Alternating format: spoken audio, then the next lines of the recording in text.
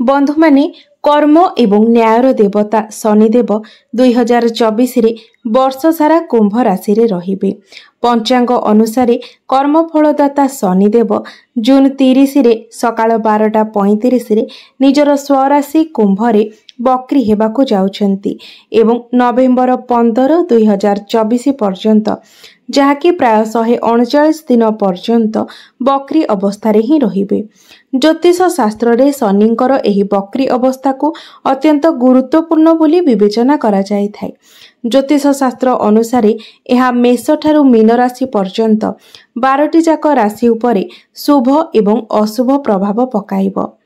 तेबे शनिंकर एही बक्री अवस्था किछि राशि माननकु शुभ फल देव तो किछि राशि माननकु अशुभ फल प्रदान करिब।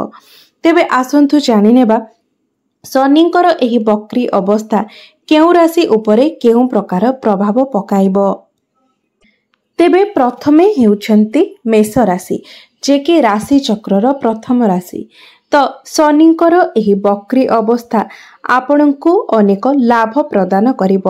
शनिंकर एही बक्री अवस्था हेतु मेष राशिर व्यक्ति विशेष मान लोक माने बहुत उपकृत हेबे।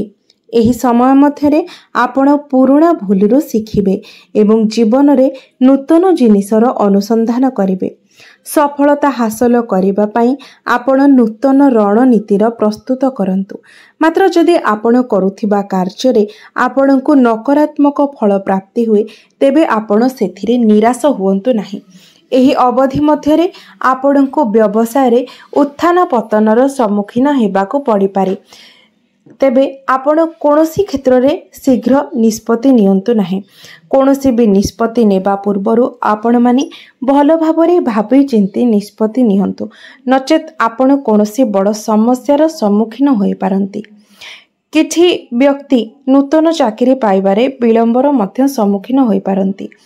तेबे जहाँ भी हेउ आपणଙ୍କ ପାଇଁ एही शनिंकर बक्री अवस्था अनेक लाभ प्रदान करिबो। द्वितीय रे हेउछि वृष राशि। तो बंधु माने शनिंकर एही बक्री हेतु वृष राशिर व्यक्ति विशेष मानकर भावना रे उत्थान पतन होई पारे। गुरुत्वपूर्ण कार्य गुड़िक मध्य आपण धीरे धीरे करिवे। आपणकर क्यारियर एवं लक्ष्य उपरे आपण ध्यान दियंतु।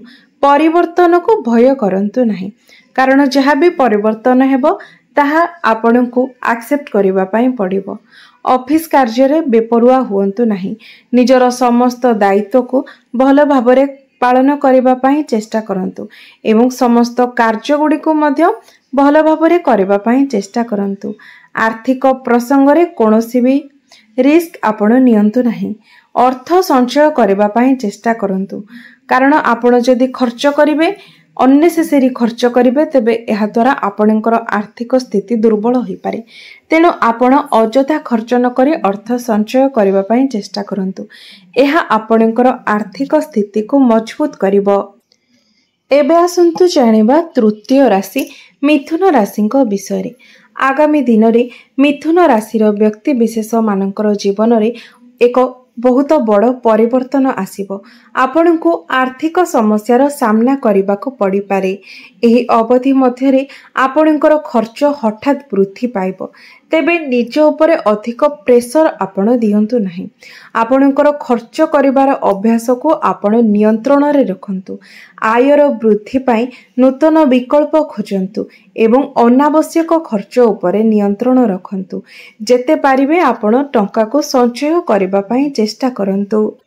चतुर्थ राशि कर्कट राशि। एही समय मध्यरे आपण निजर क्यारियर एवं लक्ष्य उपरे ध्यान दियंतु। व्यवसाय रे अग्रगति पाई आपण नूतन योजना प्रस्तुत करंतु। निजर धैर्य को बजाय रखंतु एवं बुद्धिमान भावरे सबु समस्यार समाधान करिबा पाई चेष्टा करंतु। नूतन विनियोगर सुजोग उठाइबा पाई चेष्टा करंतु। एही अवधि मध्यरे आपणଙ୍କୁ हठात बढ़ुथिबा खर्चर मध्य सामना करिबाकू पड़ी पारे। आर्थिक प्रसंग रे आपण कोनोसी भी रिस्क नियंतु नाही एवं बुद्धिमान भावरे टंका खर्च करंतु। एबे आसंतु जानिबा पंचम राशि सिंह राशिक विषय रे। सिंह राशिर व्यक्ति विशेष माने एही समय रे व्यक्तिगत एवं वृत्तिगत जीवन रे अग्रगति पाई जड़े परामर्शदाता किंबा वेल एक्सपीरियंस्ड व्यक्ति ठारू आपण परामर्श नेबाकू कुंठाबोध करंतु नाही। एही अवधि मध्यरे क्यारियर एवं आर्थिक क्षेत्र में चैलेंज गुड़िक आपणक पई वृद्धि पाइब। ऑफिस रे आपणक पई कार्यभार बढ़ी जीवो, आपणकू अतिरिक्त दायित्व दिया जीवो एवं आपणकर गुरुत्वपूर्ण कार्य गुड़िकर विलंब मध्य घटिबो। समस्त कार्य गुड़िक आपणकर धीरे धीरे चलिबो एवं अर्थ प्रसंग रे मध्य परिवर्तन आसीबो। एबे जानिबा राशि चक्रर षष्ठ राशि कन्या राशिंक विषय। शनिंकर एही वक्री अवस्था कन्या राशि व्यक्ति विशेष मानकर वृत्तिगत जीवन रे एक बड़ परिवर्तन आनिबो। एही समय मध्यरे आपण आपणकर लक्ष्य हासिल करबाकू उत्साहित हेबे। आपणक कार्य रे किछि बाधा विघ्न आसी पारे। आपण कार्य रे बाधा विघ्नर सम्मुखीन होई पारंती, किंतु कठिन परिश्रम एवं निष्ठार सहित आपण प्रत्येक कार्य रे अपार सफलता लाभ करिवे। ऑफिस रे सहकर्मी मानकर सहित आपण एकाठी काम करंतु। सहभागिता सहित व्यवसायी माने एक नूतन व्यवसाय आरंभ करिवार सुजोग पाई पारंती। आपणकर खर्च अभ्यास उपरे आपण नजर रखंतु एवं बद खर्च को नियंत्रण रे रखंतु। शीघ्र कोनोसी निष्पत्ति नियंतु नाही। आपण जे कोनोसी कार्य पाए भी निष्पत्ति नेउछंती, निष्पत्ति नेबा पूर्वरु भल भाबरे भाबी चिंती तापरे निष्पत्ति नियंतु, नचेत आपणको असुविधार सामना करबाको पड़ी पारे। विशेष करी आपण जदि आर्थिक दिगरे कोनोसी भी निष्पत्ति नेउछंती ता पूर्वरु भल भाबरे भाबी चिंती निष्पत्ति नियंतु। एबे आसंतु जानिबा राशि चक्रर सप्तम राशि तुला राशि विषय। शनिंकर एही प्रत्यावर्तन आपणक जीवन रे असुविधा आनी पारे। आपणकर जीवन रे असुविधा गुड़िक वृद्धि पाई पारे।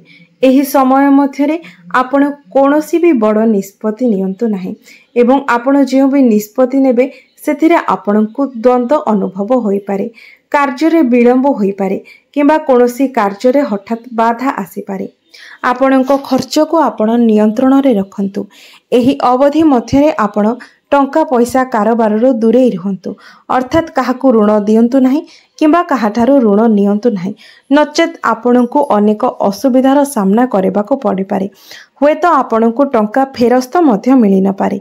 आर्थिक प्रसंग रे भल भाबरे चिंता करिबि कि कोनोसी निष्पत्ति नियंतु, नचेत आपणकू भविष्यत रे अनेक गुडे समस्यार सम्मुखीन हेबाकू पड़ी पारे। एबे आसंतु जानिबा राशि चक्रर अष्टम राशि बिछा राशि विषय। शनिंकर एही ओलोटा गतिविधि द्वारा बिछा राशिर व्यक्ति विशेष मानकू वृत्तिगत जीवन उपरे प्रभाव पड़ी पारे। आपण एकाग्रतार अभाव अनुभव करिवे, काम करिबा भली अनुभव करिवे नाही। पारिवारिक जीवन रे आपण असुविधार सम्मुखीन होई पारंती। एक नूतन आर्थिक योजना प्रस्तुत करबा पई एहा हेउछि उपयुक्त समय। नूतन विनियोगर सुजोग नेबा पई चेष्टा करंतु। बंधु माने एबे आसंतु जानिबा राशि चक्रर नवम राशि धनु राशि विषय। धनु राशिर व्यक्ति विशेष मानक पई शनिंकर गतिविधि रे एही परिवर्तन आपणकर कार्य रे बाधा सृष्टि करि पारे, किंतु सफलता पाइबा पई आपण एक नूतन रणनीति प्रस्तुत करंतु। एहा सहित आपणकर स्वप्न निश्चित साकार हेबो। वार्तालाप समय आपण आपणकर मतामत को अति स्पष्ट भावरे प्रकाश करंतु। अनुसंधान नकरी विनियोग करंतु नाही एवं आर्थिक प्रसंग रे कोनोसी रिस्क मध्य नियंतु नाही। आपण जेकोनोसी भी निष्पत्ति नेउछंती, निष्पत्ति नेबा पूर्वरु भल भावरे भाबी चिंती निष्पत्ति नियंतु, नचेत आपणकू भविष्यत रे असुविधा एवं समस्यार सामना करबाको पड़ी पारे। एबे आसंतु जानिबा राशि चक्रर दशम राशि मकर राशिंक विषय। एही समय मध्यरे आपण निज कार्य रे बाधा विघ्नर सामना करि पारंती। आपणकर क्यारियर एवं लक्ष्य उपरे आपण ध्यान दियंतु। सफलता पाइबा पई नूतन योजना प्रस्तुत करंतु। क्यारियर उन्नति पाई नूतन सुजोग गुड़िकर संपूर्ण लाभ नियंतु। एही अवधि मध्यरे आपणकर खर्च उपरे कड़ा नियंत्रण रखंतु।